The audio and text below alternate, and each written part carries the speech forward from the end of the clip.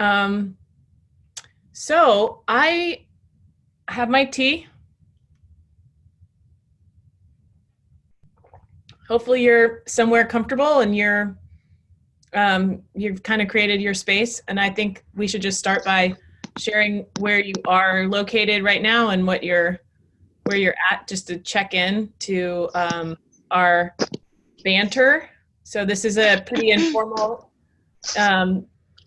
period in our class that allows us to connect at the same time and get questions answered and launch a collaborative experience so that we can finish it during the week.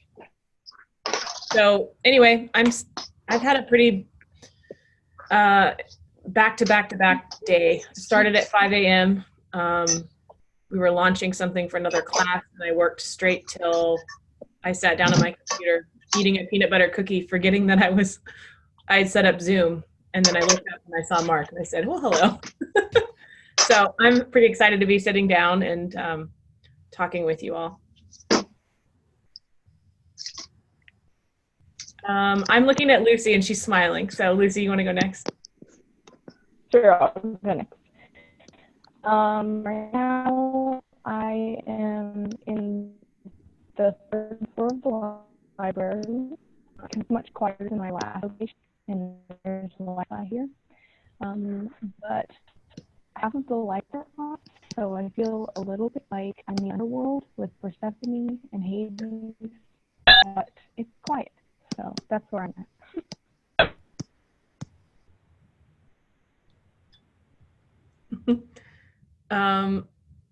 So I see Galena. Can you go next? I'll unmute you. Okay. I'm just in my bedroom at home.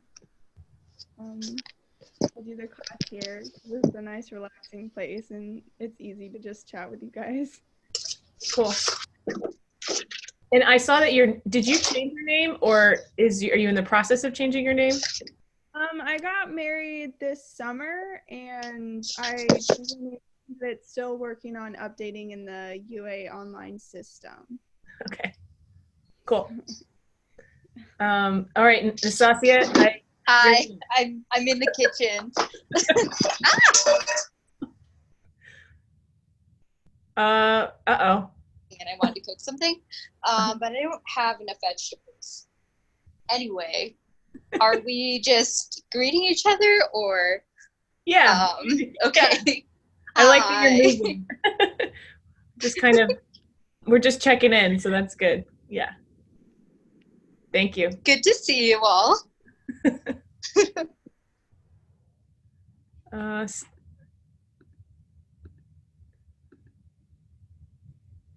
Stephanie, I have you next. Hi. I'm just in my spare bedroom of my house, and my two dogs and my cat are both in here. So that's what you're seeing behind me. And you can't see it, but I've actually went out to the office store and bought a brand new desk and a chair, and so I could create a space for studying. So that's where I am. Nice. Cool. Yeah.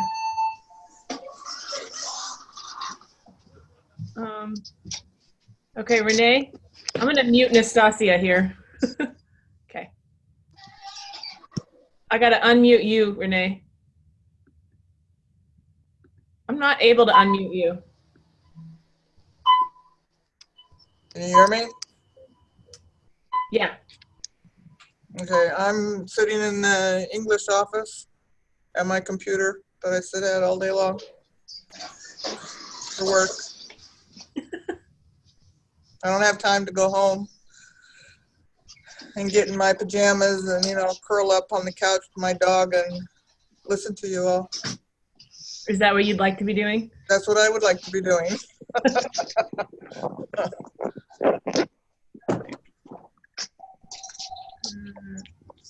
Okay. And then we have Mark. Hello. I'm in the basement of my father's house in Harrisburg, Pennsylvania. Okay. Oh, we just have another joiner. Who is that? Oh, I don't know. Nastasia's coming in and out. Shelby Anderson just joined. Oh, great. Okay, thanks, Mark. Well, it's good to see you. Hi, Shelby. Hello. Not to put you on the spot as soon as you joined, but we just went around and kind of explained where we were right now in having this, little interlude in our week. With what? Oh, like where you actually are. So I just physical location in my office, and I've set up, a screen. So I have 2 screens. So I'm trying to look right at the screen where you see me, but sometimes I look over here because that's where I can see you. So right. Anyway, that's where I am right now, and I'm also drinking my tea, and I'm enjoying this part of my day with you. I just left the writing center, so now I'm at Rasmussen because the Wood Center was full. So Did I just see you? yes. Cool. Okay. And I think Lucy's there in the library, so you could even sit next to each other if you wanted. Christina's coming to join my video soon as well once she gets out of class. Ooh, I love it. Okay, sounds good. So I'm just gonna mute you. Maybe now, and you all can use the chat as well to put some of your thoughts there. I have that open so I can also observe that today. Last week it was I just was like, what's happening? But I feel more prepared this week. So I'm curious if we could just, after check-in, I like to say, like, who's not here? Who are we missing? Because there's been some connections on Slack, but I think we're still forming a sense of our group, our class. So if you want to just put on chat who's missing, it would just be a nice way of noticing who's not with us.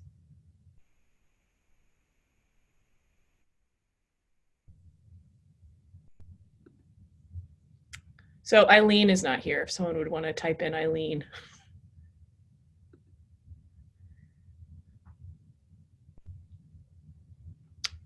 Ivana is not here. Ivana is spelled Ivana.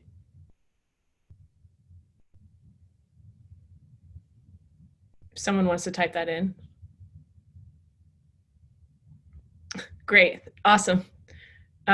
Christina, and Christina is with a K, and I'm just getting this from our Slack chats. Christina Miller, and Mary. Oh, thanks, Mark. So Rachel Duran, well, and that was mentioned in the recap of this week, the error, the oops that I made, where I didn't realize it, but I had shared our Slack channel information with about 127 students starting out in first year writing. So a big group of them came and joined our Goddess Slack, one of them being Emily Dove, who wrote a video, who is not in the class. So that was an oops. Let's see, Jessica is not here. She's in our group. I wish I could remove some of these people, but I think they're in there because I had a conversation with them. And Paula, I think I mentioned Paula, and Mary. So about half of us are not with us. Autumn Cantu is another one that is in the other class. So Autumn is not one of the people in our class. Okay, thanks for doing that. I'm curious, how many of you were able to view the recap before this time today? Just, you can actually do raise of hands if you want in the chat. Because if you haven't watched it, I might just say everybody should watch it and then we can come back together. Okay, you have, Stephanie? Good. Lucy? Okay, great. Galena? Oh, what were you saying? I haven't had time yet. I had to work today. So. Okay, that's fine. I know, and we were late. We're still doing them pretty late. What I'd like to do, I'd like to ask if one of you would like to do the recap of the recap for Galena and anybody else that hasn't had a chance to view it yet, just so we can get on the same page really quick and move forward with what we're doing now. Is there anybody who wants to do that? Just unmute your microphone and I'm going to mute myself. This is Mark. My perception was that you were troubled that we hadn't picked up that you had hoped for a great deal of interaction on the annotations and on Slack. You felt that Slack would be the primary channel of communication for this course. That's all I have for the moment.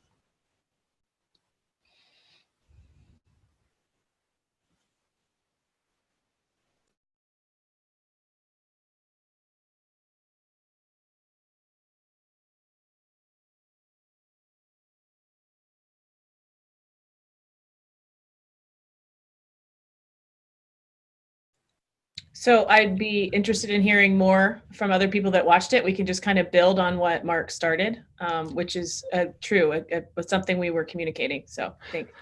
And if I might add something, a lesson I took away from that was that I can't just make an annotation and then sign off the assignment for the week. I have to keep on coming back over and over again and scanning for new annotations that I can comment to. That's somewhat more difficult in the document annotation programs than it is in Slack, where in Slack the new entries are always at the bottom where you can easily find them. Yeah, I think that would be something for us to maybe come up with a plan for together. I mean, I know not everybody's here, but it is true that the I'm just going to say it. I'm going to use a big word: asynchronous, collaborative annotation that's happening on Hypothesis and through the Cami tool is almost like when you get to it, did other people leave annotations? And then because you got to it when you got to it, you can have maybe a richer or more layered discussion with others. But the people that initiated that observation may not be in that same document at that time using that tool, which is why Slack is helpful because it's more synchronous in that we all share that we can go back, reply to a thread, and we can engage in that way. And I do think it's worth just noticing that we're all very used to being, I don't know, like long in our comments, or our comments are, sometimes it's hard to get a conversation going. I don't want to say that everybody is guilty of that. I know I'm guilty of that. And we were just trying to notice the formalities of some of the spaces and trying to create a class where we can feel comfortable so that we can learn a great amount. So what else did people notice about the recap? And this is for the interest of people that haven't had a chance to view it yet, that you might share.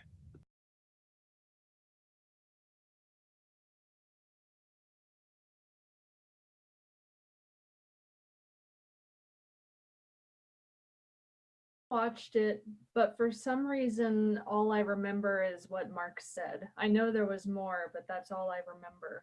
I guess that was the main thing that stuck out.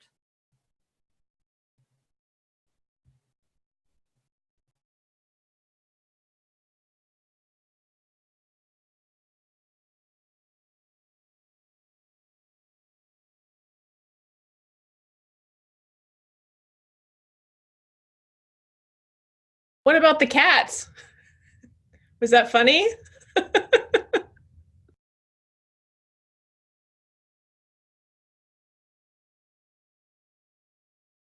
I did like the cats, and I'd like to point out that I have only just now noticed that there's a cat in the background of Stephanie's screen on the left-hand side on the couch.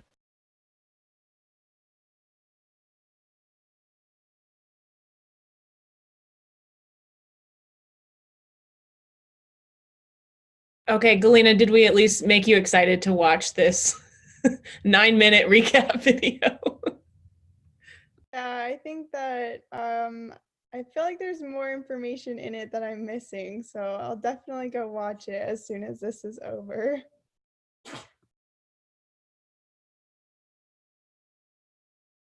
Okay, so I think I also moved just in the experience of creating that together, we had a kind of script. We wanted to talk about access of the class and how the spaces were working. So there's a little bit of just showing you how we understand some screens that we might be all seeing in our own way. But so then we had worked through that, and then we talked about some of the annotations and just noticed some of the what was happening there. There's some shout outs. There's a Wonder Woman clip. So we're trying to like bring some things in it that you might enjoy, and send us things that you want us to just put in a recap. That would be fun. But then I moved the very last part of our discussion. I moved it to the very front of the recap. So it's interesting that that stuck with you, because that was the big idea of what it was. And that was like the first and the last thing that we said. But we also kind of gave a sneak peek about what we're going to do this week. This week, we're basically going to repeat last week together, because we really want to get in the process of doing some close readings and being able to talk about them on Slack, which is just an initiation of how we're going to be connecting and doing a lot of the class. And Eileen has instructed me, us with our inquiry, where we want to talk about the theme of last week, which we also mentioned on the recap was like an undiscussed theme. So then we were wondering if people had watched the Goddess Gossip that had set up that inquiry, so that we can talk about the theme in addition to a new thread to notice, which is an interest in place. So what we'd like to do tonight is, if you can get out, we can do this together, because some of us are together, and I'm going to move onto the screen, and I can share my screen if it's easier. I'm not sure if you're able to, if you like just kind of looking at the screen and thinking, or if you like to move and work on your screen and see things. So you should definitely let me know in the chat maybe what you'd like, because we can just keep it like this and we can kind of talk together through the same text, or I can share my screen and we can be looking at the same thing. It just depends. But we want to look first at the 1995 version of the Hymn of Demeter, and look closely and try to trace place in that story. And then we want to do the same thing for the Lore Olympus early episodes. And Eileen wants us to think about how place is playing a role in the story and in the myth. And for us to be noticing and to try to be careful that we might be looking at place with a modern view and thinking about distance. So we're supposed to be looking at like, how are people traveling? Where are they going from where to where? How do we know? Looking at maps. So that's our inquiry this week. And we're going to go back to what we've already read and see what we can find together by looking at that. I'm going to mute my mic and count to 30 actually, to see if there are any questions from any of you before we move forward.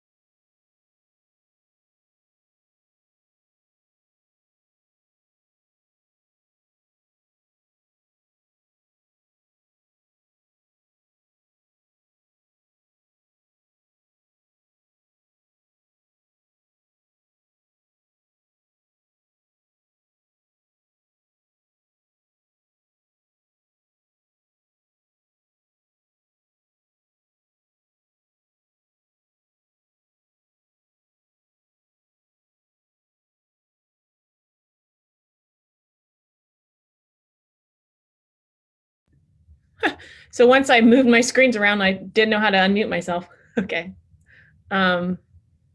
So this is just from the Google Classroom. I just opened up Hymn to Demeter, and I'm hoping if anybody's having any problems with this, you just let me know through the somehow, because I'm not able to. Let me see if I can do this actually.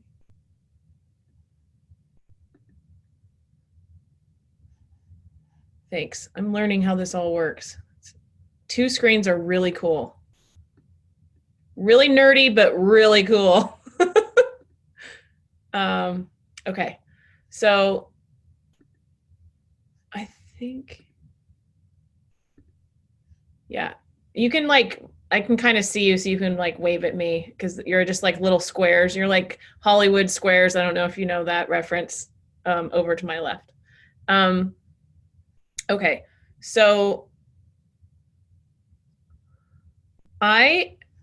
you should be able to see my screen, and it's hymn to Demeter. And we're going to start. So you should get it out, or you should tell me, because it's pretty quiet here actually, so I don't think I need to mute my mic. You can just unmute and just talk out loud. But hopefully you can all see this text, and we want to just look at it closely and then highlight together out loud, and then with the annotation tool where we read place in this. And we want to actually do it in the introduction, is what Eileen said too.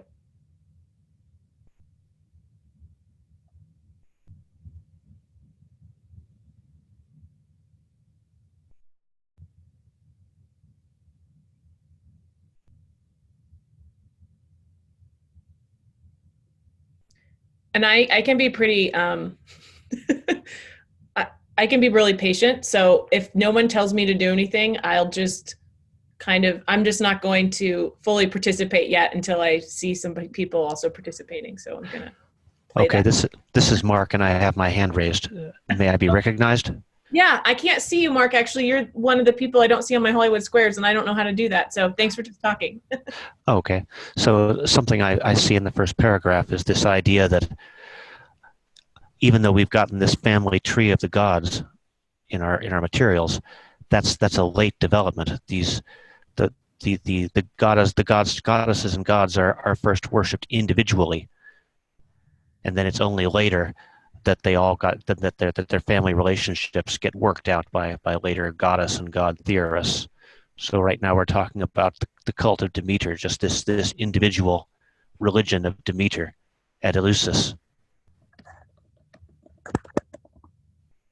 where Demeter is worshipped in isolation from all the other gods and goddesses.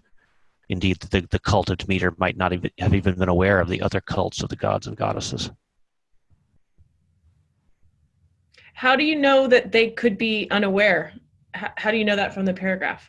I don't know that from the paragraph. I'm just saying that this cult appeared in, as I understand it from what I've read, this cult appeared in isolation. The people there in Eleusis identified that there was indeed a fertility goddess out there and who was worthy of worship. Cool. So where do you get that Eleusis was isolated?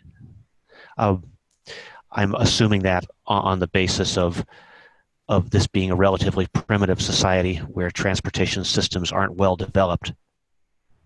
Okay. And that the cult develops at that time, before that town of Eleusis is able to communicate widely with the rest of Greece, where other cults are presumably springing up. Okay, great. So where is Eleusis? I would have to look at the map to see that, but it's. Okay, wait, someone's raising their hand. And you know what? I think it's nice to, as long as we're not talking at the same time, and sometimes that could happen, which, oops, someone will stop talking and let the other person talk. If we're in a quiet space, I think it's okay for us just to kind of start talking. I know for me right now, the way that I'm experiencing this, it's very cool to just hear Mark talking about this text that I'm seeing in front of me. And so I welcome other people, and I would like to see what Shelby has to say. I'm kind of wanting to respond to Mark just because of the isolation aspect of it, because I was in Eileen's Greco-Roman literature class last year. So from my understanding, it isn't an isolated worship of specific people worshiping specific gods, but it's more like a regional favoritism. because Hecate, for instance, Hesiod was obsessed with Hecate, so she got mentioned a lot. She was written in a better light by him. So I think that by talking about the cult of Demeter at Eleusis is more that Eleusis was the region who was probably more rural. I don't see the map either, but so I could be completely wrong. But I think Demeter would be one of the ones who were more recognized in that region instead of solely recognized. So what do we know about that makes us maybe, is this a sound weird to you? I sound very strange. Ooh. I don't want to talk if the sound's going to be weird. Is the sound weird? No? Okay. So getting back to what Shelby just connected from another class with Eileen, and I love that. And I'm learning from Eileen too, because I'm interested in some of the aspects of this, but I'm learning so much about what Eileen knows about the specific ancient and classical and medieval cultures surrounding these texts. That Demeter, what do we know about Demeter that we could maybe make the way Demeter's archetype works that might help us understand what kind of a place Eleusis is? So in thinking about this discussion we're having about place and myth, I was thinking about it as almost like a chicken and egg type thing. I don't know if that helps people, but it's really hard to know what came first. You know, did the place inspire the myth, or did the myth inspire the place? And it's really hard to tease that out. So we can kind of go back and forth between what do we know about Demeter? And I think you were starting to say that, Shelby. When I was talking about it probably being more rural because she's a goddess of like plants, fertility, and stuff like that. So there would probably be more people being like, please, like, let it rain, let the crops grow a lot better so that I can have a better harvest, so that I can survive more easily throughout the winter type thing, I would assume.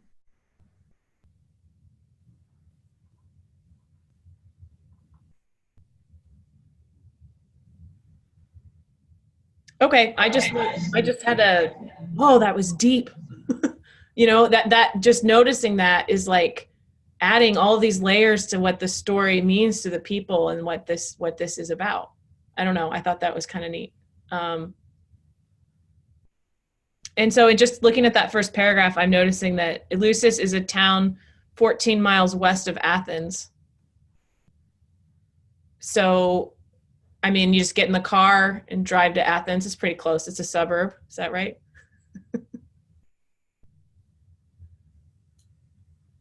I mean, is that rural? I don't know. When did the Athenians talk about being in the country? I don't know.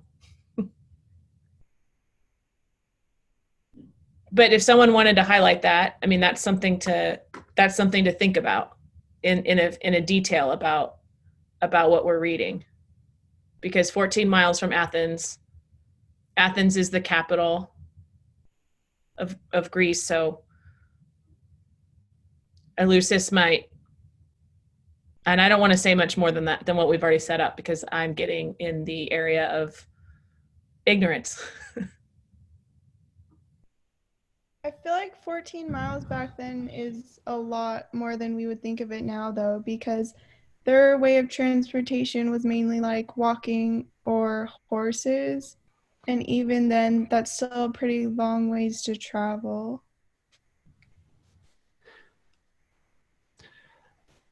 It's my perception that at this point in history, Greece is made up of individual city-states. So Eleusis might not be exactly subordinate to Athens. It might have its own independence. Yeah, so maybe we can learn more about that, and we can ask Eileen about that, or we can look into that, because maybe that's interesting to us to know how these relationships and places and the distance between places are affecting the myths.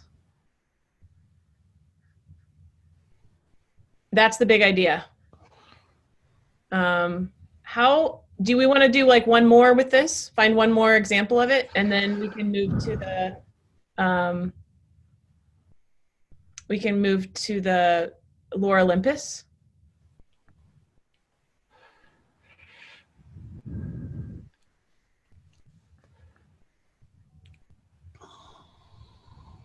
Did someone just enter also? I heard a doorbell. Mine kicked me off for a second, had to reload. That might have been me. Cool. Thanks for coming back in.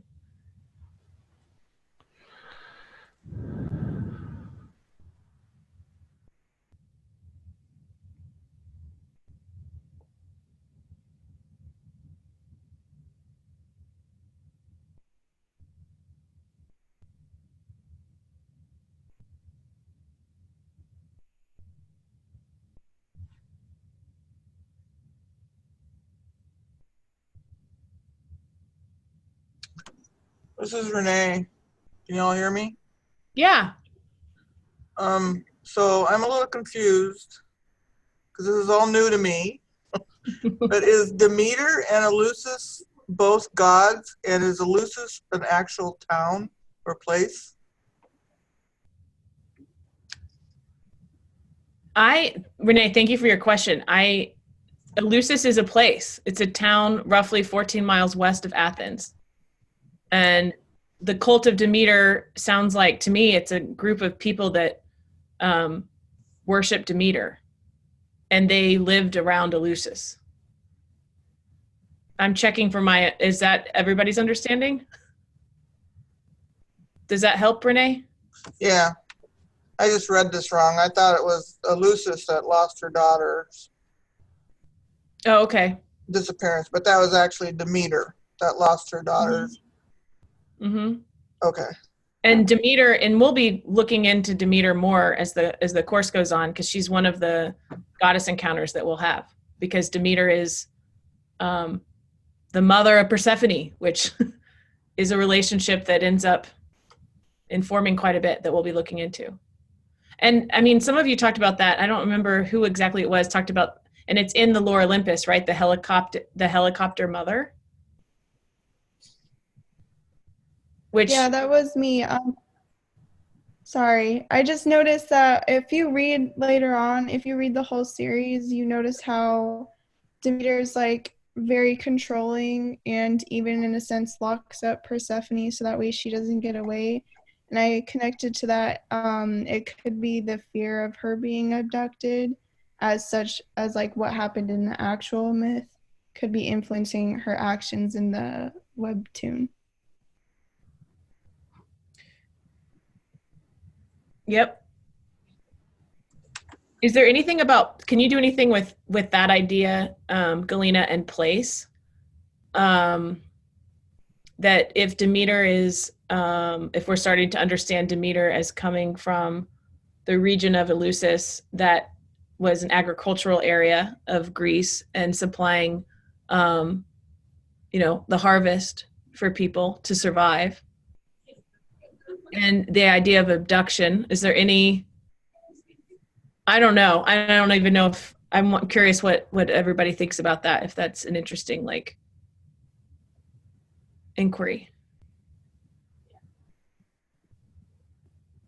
I was thinking about the name helicopter mom and what that is saying about a mother, because it's like hovering, right? So a helicopter hovers, but we could call them a bumblebee mother. I mean, why is it a helicopter mother?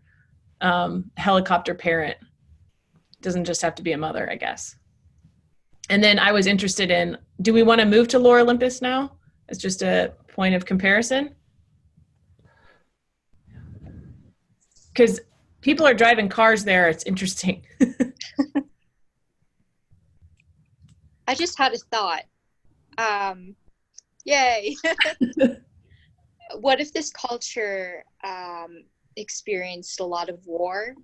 Maybe not necessarily between them and Athens or anywhere that close, but they've had event where a lot of their women were abducted, because that happens typically during war. But is there a way to learn more about this culture, and if there's any significance behind all of the choices that they've made? Because they seem so specific that I wonder if they're referencing actual events, but integrating them into a mythological story.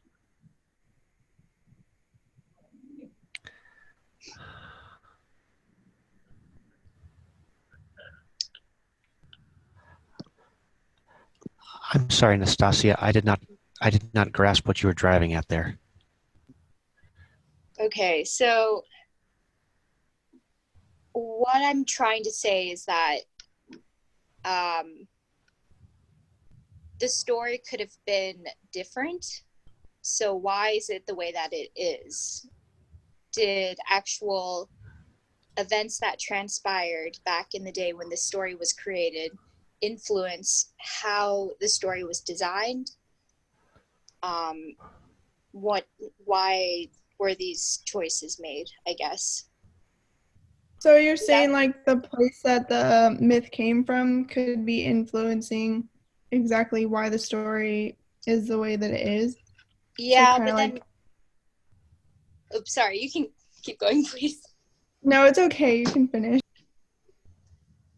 Well, this story, wasn't it adapted, or I mean, re-adopted, I guess, by the Roman culture, but they gave everyone different names. So Demeter became Ceres. Trying to remember I can't think of the other names, but I know Ceres is another name for Demeter.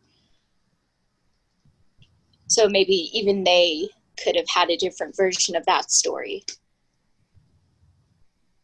But if we're talking about the original, maybe there's some significance to that.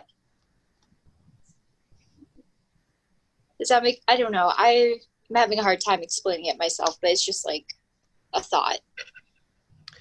Well, I mean, spoiler alert. I think that Eileen wants us to read the Roman, at least one of the Roman versions of this. Oh, go ahead, Stephanie. I don't know if maybe this has to do with what she's saying, but I feel like I don't know enough about the history of anything that's going on. I don't know enough about Athens or anything to have any thoughts about this. Like, I just don't really know what I'm looking at. Is that kind of where you're going with that, Nastasia? Yeah, like it's such a different culture from ours, and it's in this completely different time. I just think that so many of our stories really reflect our culture at a specific time. So, like, you'll see a movie from the 80s and you can't relate to it anymore. Like, there's so many plots in the movies where it wouldn't be a thing if they had a cell phone. So, yeah, like yeah. these stories don't exist in a vacuum. They were influenced by things, and they influenced other things. And just like reading this, I don't really have any context or anything for it.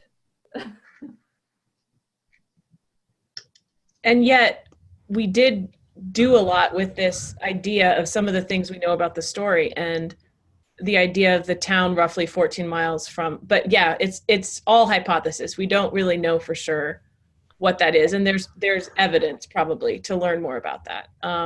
And I think that Eileen is excited to supply that knowledge alongside your annotations. So in the recap, she said that she's happy to go in and supply you with historical information that might help you go further in a certain inquiry or something that you're looking at.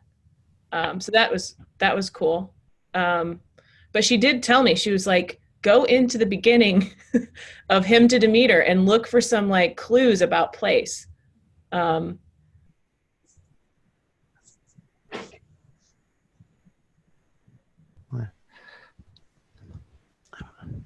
are you doing, Mark? Because you were asking Nastasia to explain. Did that help? Yes, and I don't have any authority on this, but I have thought that this myth had the function of explaining the change of seasons, and how the Persephone's annual reappearance from the land of death signals the appearance of spring. Whereas I thought that Nastasia was suggesting that perhaps there were specific events in the culture that drove it. I felt that the events that drove this myth, that created this myth, were larger than an individual culture. They dealt with the seasons themselves. Yeah, but if you look at page 32, I mean, this is just the opening of this version of the 1995, very well annotated version. I'm reading this sentence. So the motifs of hospitality, abduction, marriage, the cycle of seasons, the challenge of one's god authority by another god, and even the tension between mortal and immortal spheres all coexist within the myth. So that made me think about the oral storytelling, and that depending on the person that would be sharing the story, the poet, you could emphasize certain things over other aspects, and then that would create another purpose or another meaning in the story. So it might be interesting to reflect on, how did you first come to this myth, this story, and who presented it to you in the way that they did, and which threads do you see in the myth, because we may have differences there. I don't know if anybody wants to tell a story about that.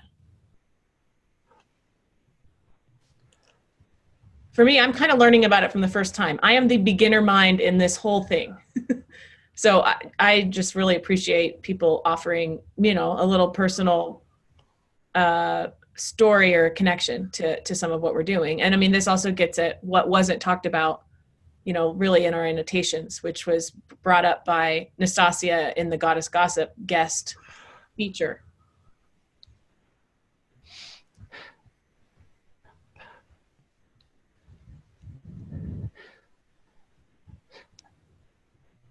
Certainly my first contact with Greek and Roman mythology was a different course on Greek and Roman mythology, which emphasized the motif of hospitality, about the idea of xenia, and how important it is in the culture of this time. Because transportation around the Mediterranean is so easy, trade is very important. And so one of the functions of myths is to reinforce social norms, which are useful, and the norm of hospitality, as Renee pointed out repeatedly in her annotations, appears throughout this.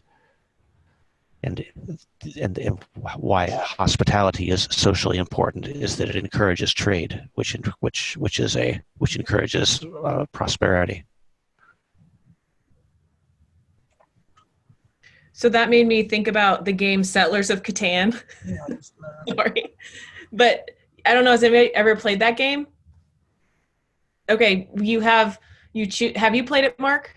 I have not. I have heard of it, but I know nothing more than the name. Okay, well, I'm going to try to describe to you this game, if that's okay, because I think it really popped in my head when you were describing this past experience you've had with this through another course. So it's a German board game, and you have trading cards, and you decide to build your area of Catan. So you're a settler on this island, and you build your area by making trades with other people that have settled in other parts of Catan. And you can you can decide if you're going to be like among the grain, or if you're going to be among the ore, and by among, I mean you're like harvesting it, like you're taking it, or if you're going to be a sheep, a herder. And so you end up, when the dice is rolled, you end up collecting more resources. more cards of wherever you've decided to, like, you know, be the settler of that area. Point being that the game is not, it's kind of sold as like not being a competitive game, because you need to be kind to the people, because you want the people to trade with you.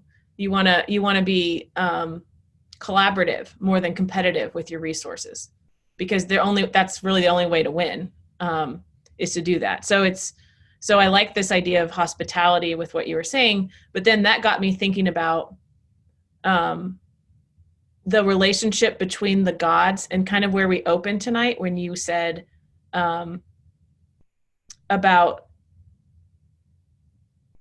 that the gods may have been individual. They were worshipped individually before they were put together in that family tree, that sense of relationship. And so it's interesting now for me to think about the relationship of the gods is also a relationship between places, and a need for hospitality through needs of resources. I don't know, is anybody else thinking along those lines? And maybe my little description of Settlers of Catan is not your experience with it. Maybe it's been really competitive for you. I'd also like to hear that story. I was thinking along those lines. So for me, the idea of place in the hymns especially was sort of a question of power and ownership, especially between humans and gods. And what I noticed was that people are welcome to inhabit the land, welcome to harvest crops and build civilizations, live there, basically live their lives. But what am I trying to say? The gods basically do what they see fit with the land. So even Demeter, who brings the harvest, if she doesn't get her daughter back, then the winter lasts longer. Or if Hades wants to keep Persephone longer, then people begin to starve. And there was one passage, let's see, it's on page 34 of the hymns, and I'll just read it real quick. It really stood out to me. It says, picking flowers, roses, and crocus, and beautiful violets throughout the soft meadow, and irises and hyacinth, and the narcissus of Gaia, made grow as a trick for the blushing maiden, pleasing the one who receives many by the will of Zeus, a flower shining marvelously. Sorry, there's something, there's a comment covering part of it. For both immortal gods and mortal men, from its root 100 blooms had grown forth, and their fragrance was very sweet, and the whole broad heaven above, and the earth laughed, and the salty swell of the sea. And basically what I got from that passage was even the earth and the meadow and these flowers growing in the meadow were being used for the gods' purposes to lure Persephone there. That just got me thinking about the power relationship between gods and humans, and how they even use this concept of place to sort of, I don't know, juxtapose the two.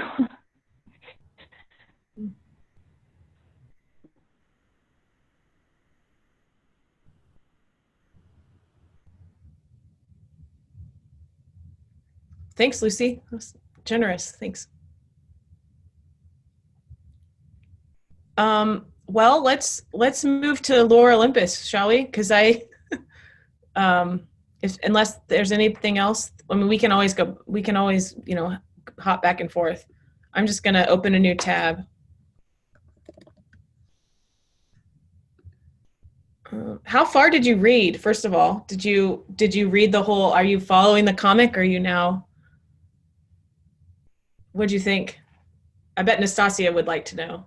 Nastasia, do you want to say anything about this? You're the one that presented this to us. Yeah, I'm totally caught up, so I don't know what else to say. Sounds good. I had actually read the comic before class as well. Like I was all caught up before she even assigned it. So Okay, cool. Now, do you and Nastasia know each other? Well, that's cool. You should know each other. You're both into art too. um, I am all caught up. I'm exasperated at how the artist and the author find it necessary to change things in order to fit their story. Someone commented on that this webcomic is not a good relationship. It's not a good introduction to the older versions of the mythology. Mm-hmm.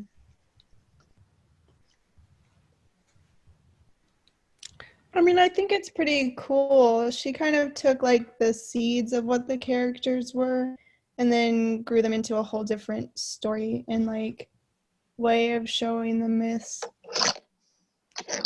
I thought it was interesting. And you just presenting that as like the seeds. We have this word archetype that I hope we'll talk more about and get into. And if a story is contradicting the archetype, or like, is it still within the archetypical version of the story? I don't know. And so thinking about archetypes as seeds is a pretty interesting, it's like helpful to me. In which case it sounds like you're kind of reading Lore Olympus as an like that the gods, the archetypes are in there. But I also think that maybe some of them maybe disagree about some of that. So Persephone, does she seem to be closely following her archetype from how we know Persephone? I don't know.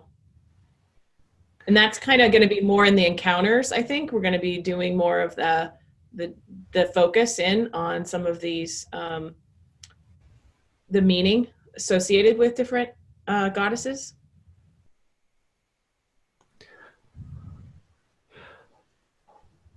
Go ahead, Mark. One difference that I have noticed, which is related to place, is that in the hymn to Demeter, there seems to be very little division between Olympus and Earth, where mortals dwell. There isn't any mention made of any difficulty traveling back and forth, but there does seem to be a big division between the underworld and the rest of everything. When Hades takes Persephone to the underworld, then no one knows where she is. She vanishes entirely. On the other hand, in the webcomic, there's no division between Olympus and the underworld, but there's a very real division between the realm of the gods, the underworld and Olympus, and the mortal realm. What about that distance traveled? What does that say about us telling that story? That's just taking your observations and asking a question.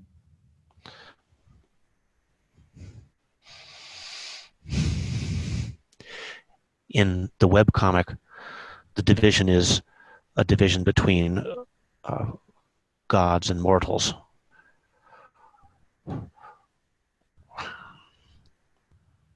But whereas in the hymn, it's a division between life and death.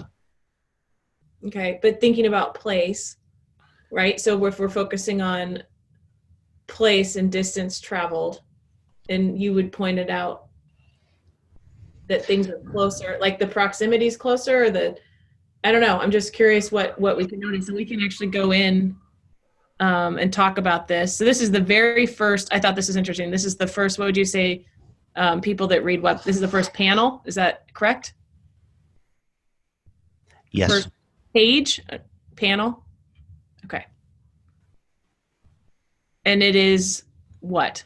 What are we looking at? It is a car, an automobile. Mm-hmm. On a dark street in a city.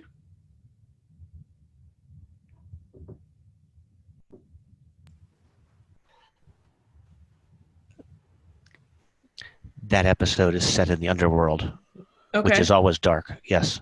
Yeah. And this person is, who's this? Hades.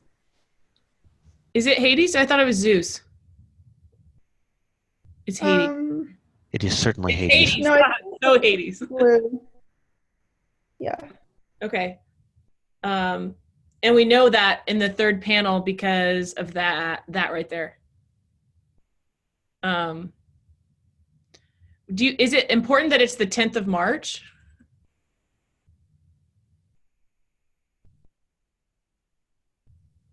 That's usually when spring is coming, so that might be important.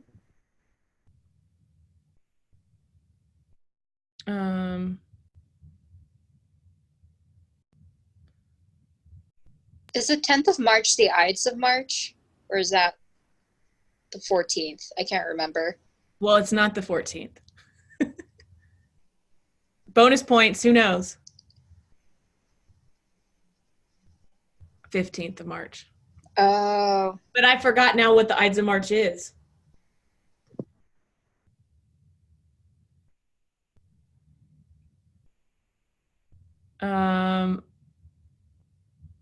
Were you bringing that up for anything, Nastasia? Did you want to make a connection there? No, I didn't think about why it was that specific date until you brought it up. So I was like, what if it's an Ides of March reference, which happens a lot, like in media. So yeah, which is like an Irish thing, I think. Right? Shakespeare?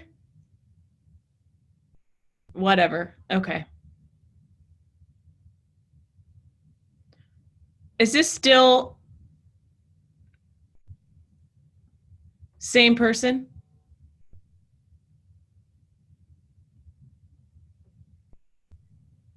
You can tell by how they're colored. Okay.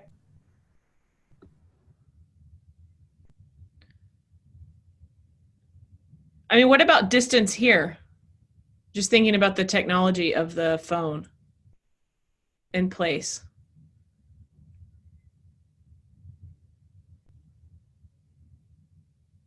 And I mean, I know they're gods, so some of this might be like still possible.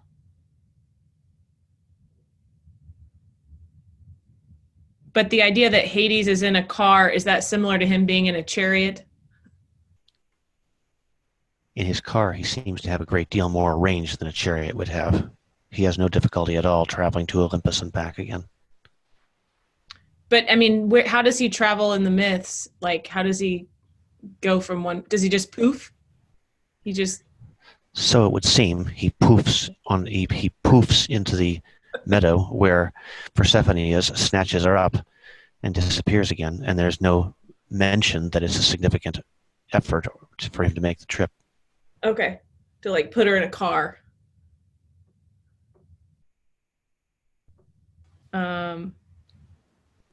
Okay. Well, so I mean, we just wanted to kind of get you thinking about place and the myth and how that's influencing how we understand what's possible maybe in the story, and how the story's limited also by it. So hopefully this was helpful. Let's see, what's going to happen is I hope Eileen comes in soon. Otherwise, I think maybe we could talk about the goddess gossip, and curious if that was helpful to you or if you liked that, because it's a lot of it's kind of fun to do, but it is a lot of work putting it together, and so we want to make sure that that the class is doing what's helpful to your learning as we kind of move forward in our inquiry together. So curious about that. I'm going to stop sharing.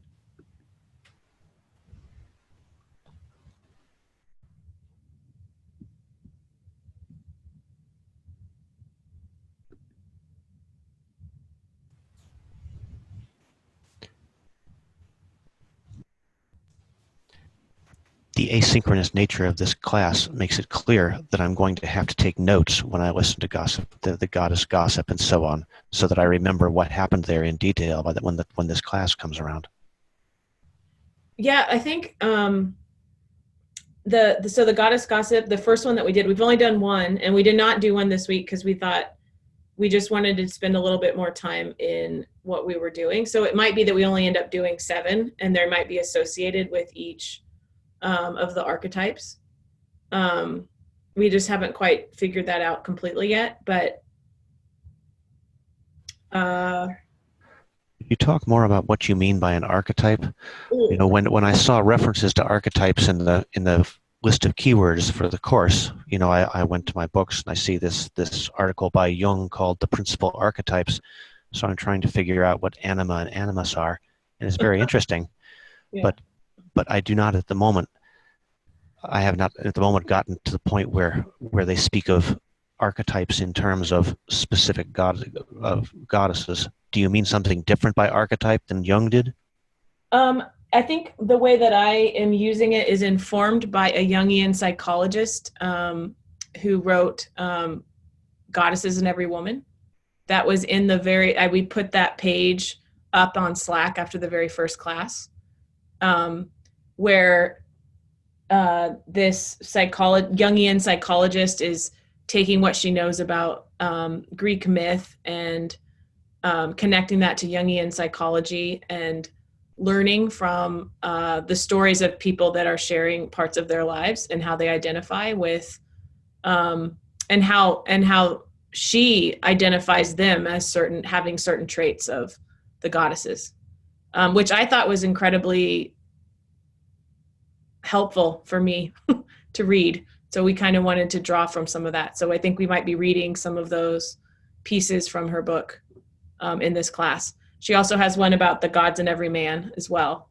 And just since we're talking and getting to know each other, I bought like 6 of these books and I brought them into the jail because we have a women's writers workshop there. And I also brought some of the books for the men in the jail, just for them to kind of do a similar kind of inquiry as we're doing now, because it gives another layer to some parts of your life that are in those stories as well, I think.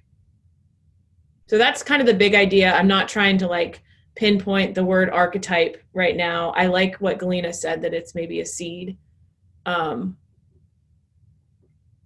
Maybe someone else wants to give it a go too. Thanks, Mark. I wonder if Stephanie has any thoughts to say about that.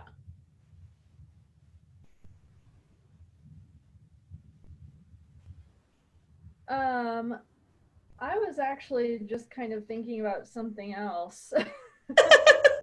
All your animals? Yes, all my animals. But I was also thinking about our Slack conversations. This is not related to what you were talking about, but you asked me what I'm thinking about, so here we go. Woo! The text on the Slack, I feel like it's like so long, like they're like novels, you know, like I don't even want to read them. Like I came in kind of late, so it's really overwhelming, I guess, to come in late and see all of those things, but it doesn't really feel like a conversation. It feels more like we're submitting essays through Slack. And I was just kind of wondering if I'm the only one who feels that way.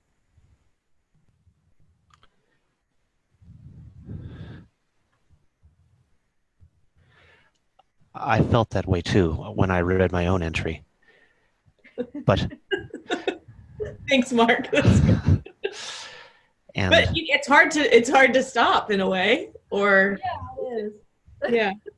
A difficulty I was having is that if we were, when I've used Slack in the past at work, we were all having a conversation about something where there was this enormous mass of information available to us, and we could comment on it in a conversational kind of way. But in this class, we don't yet have this common body of knowledge that we can have a conversation about. And so we have to put that common body of information into Slack, and that makes the entries long. Okay. Good point. I think I'm going to attach something to Slack. It's, and I think maybe we can be also aware of the choice that we're making through it. It's called Giphy, Giphy. Actually, someone could just attach it to us now. And it's a, I can't remember the name that they call it, but it's a special script that is associated with our Slack team. So it means that if you hit the backslash and you write Giphy, Giphy, and then whatever word you want, it'll do the same thing that maybe your iPhone does, where you could see like a scroll of memes or GIFs, not memes. And then you can pick the one that suits, your mood or something like that. And I think maybe just introducing some playful ways of using it might help build some of what we all want from the class, because I know we all want from the class like it to be a really great experience and to learn and to make new connections and to get along and all that stuff. So maybe Giphy is helpful in that regard. And maybe also Eileen and I can think a little bit more carefully about how we ask you to present on Slack in a way. We can also customize the Slack bot so that every time, we can also make a Slack channel called Goddess Gossip. And maybe there's like some gossip, like I heard that Hera, blah, blah, blah. I don't know. I do think that stuff would be kind of fun. But ways that we can make that space playful, and that might help us find more connections. So I'm open to your ideas there, but I can start playing around with some of that. And also just to try to be mindful of the block of text. How can we break that up, or how can we spread it out to other conversations that are happening through reply threads or through other types of things, or even just saying like, you know what, I wrote a Google Doc. Here's a link to it. I'd love your comments. Because sometimes even like taking it out of the space and putting it in a Google Doc can just be like, oh, okay, now I can think about this differently because I can actually comment to this specific word, versus like the whole thing. It's like, I don't know how to fully respond. Yeah, that'd be a good idea, because then we could, just comment on the doc, and instead of just a long essay on Slack. Okay. And I'm guilty of it too. I appreciate that. And then maybe, the people, we're gonna record, this is recorded, as you know. But, oh, here comes Eileen. No, it's Renee. Oh, Renee got knocked off. Okay, come on in, Renee. Renee's coming behind the curtain.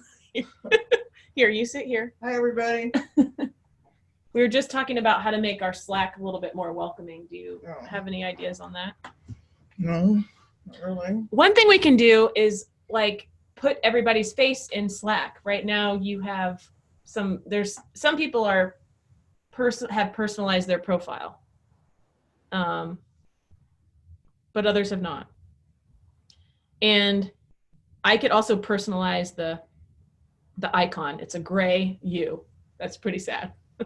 That could get a little bit better too. And in fact, Galina, do you have anything? Or Nastasia, do you have anything, or anybody have anything that would fit that square icon space that might look pretty cool as our icon for the Slack team?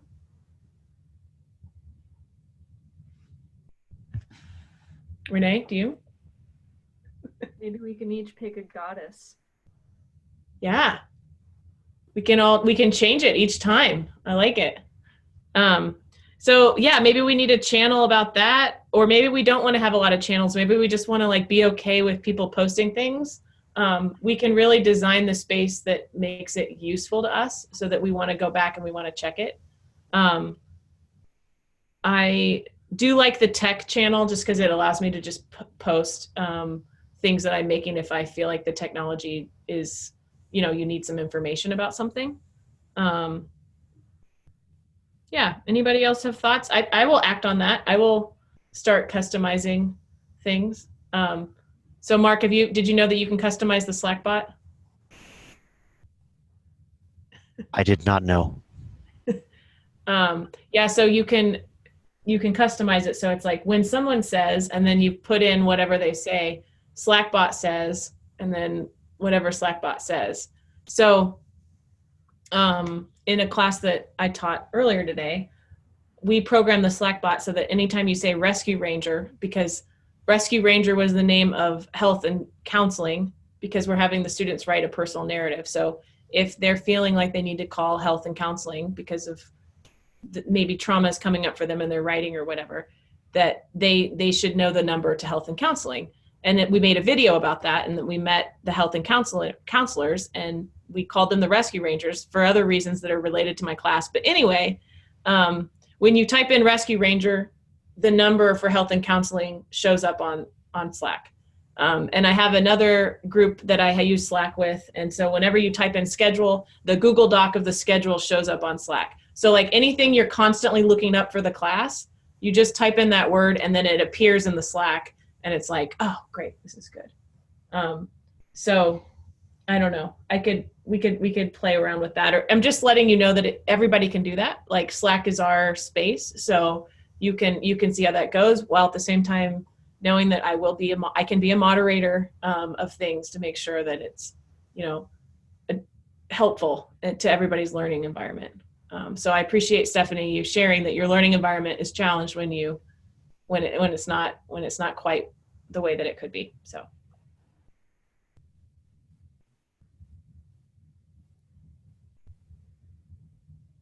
I'm having fun.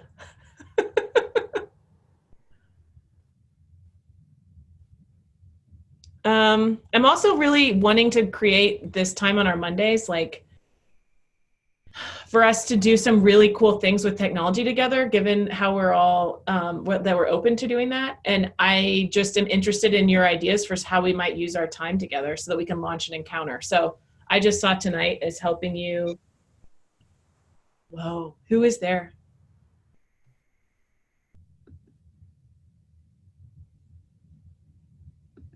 I don't know. Someone made a sound, or someone exited maybe. I think Nastasia left. It's okay. Did you all hear that? Yeah. Yes. Okay. It was like, whoa. Okay. Did you hear it when I left? No. My computer just decided to give me a blue screen. Oh. And then I couldn't get back in because it told me the ID was invalid. I did not send you out the door. Sorry. I'm glad you but so tonight is just about helping you know what you're going to do, maybe how we're going to approach the conversation. There's been some signaling on the recap about a kind of conversation we want to see how you have it together. We think it's important.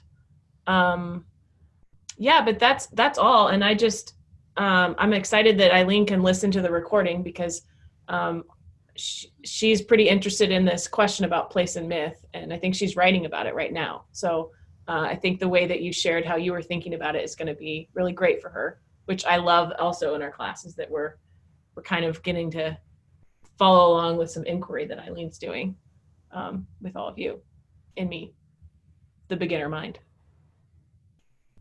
All right, let's just close on, a final thought or gratitude. I like to do gratitude, but you could do whatever you want to say. I'll start, and then I'm going to mute. Well, I'm going to start, and then it's going to be Renee, and then we're going to mute our mics. So I'm grateful for this nice weather we've been having in Fairbanks. The fall has just been really something, and it's been pretty warm. Like yesterday when I met with Eileen and we worked together, I went down to the car and it was 96 degrees in my Subaru because it was in the sun. That was really crazy. But I'm grateful for that, because it's like, oh, I thought this was over, and now it just popped back in. I felt hot in my car. It's good. What am I grateful for? I'm grateful that I got to spend some time with my grandson this weekend and granddaughter. I'm grateful that I got to spend some time with my grandson this weekend and granddaughter. That's enough. Yeah, they're just pretty special. All right. We are muting ourselves.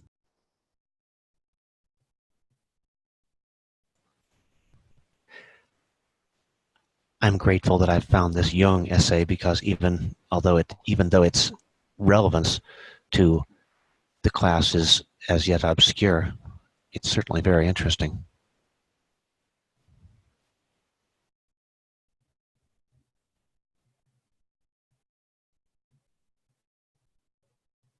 I'm grateful for my kitty.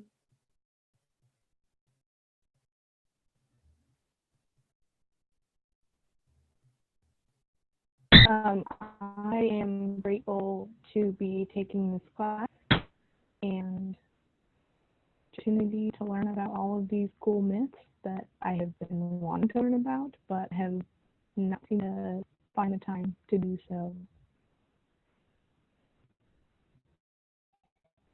I'm going to copy Lucy and say that I'm really thankful for this class too, because I actually have read different Greek and Roman mythologies since I was like 12.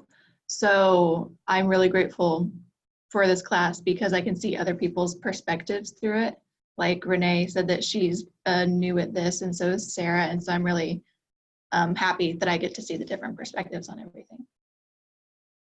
And I'm grateful for the fact that my mom's able to safely come back from her 2-week trip from Idaho after a bunch of lightning strikes, striking pumps at the airports and 2-hour delays. So I'm glad she's home. I'm grateful that I got to read the webcomic completely before it was in the class. It gave me a different perspective going into it, like as an art view, and then going into it from an academic view was really interesting, seeing it from both ways.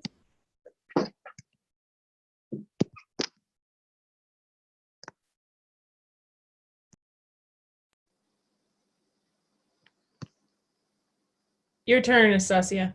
Okay.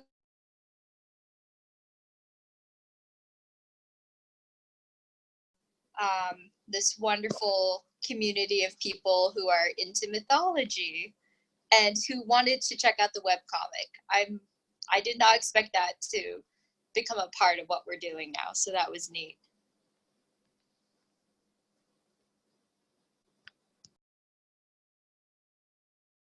That concludes our encounter.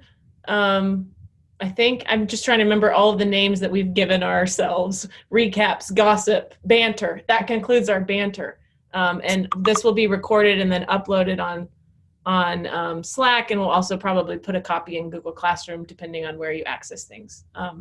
But thank you so much for your attention, and enjoy your week, and we look forward to your things coming in on Friday, so maybe we can get our recaps out to you a little bit earlier too. Okay, take care. Bye. Oh, Sarah. Yeah. I see Renee with you. Can I hang out with you guys next time? I'm only here because my computer decided to crash on me and I couldn't get back into the classroom. All right, my phone crashed earlier, so that's why I disappeared. Mm-hmm. But anyway. Yeah, I think we want to try to keep it like experience where people are. But I think it's cool if you wanted to join like Shelby and Christina, who are on campus. Like kind of organize that, and maybe Lucy, you're all like kind of doing this. I think that would be super cool. And we could also think about how to make like Zoom has breakout rooms. And so I can organize breakout rooms, and you could do like some face-to-face collaboration together on, I don't know, we'll like guerrilla style campus with some like goddess stuff. I don't know. But we can do a lot. And so I'd like us to kind of explore that. And then how do we also collaborate digitally with people that aren't able to be in Fairbanks? That's some of the fun of what we're going to do. So send your ideas, but maybe send them through Slack. And I am going to stop the video, end the meeting, and say goodbye.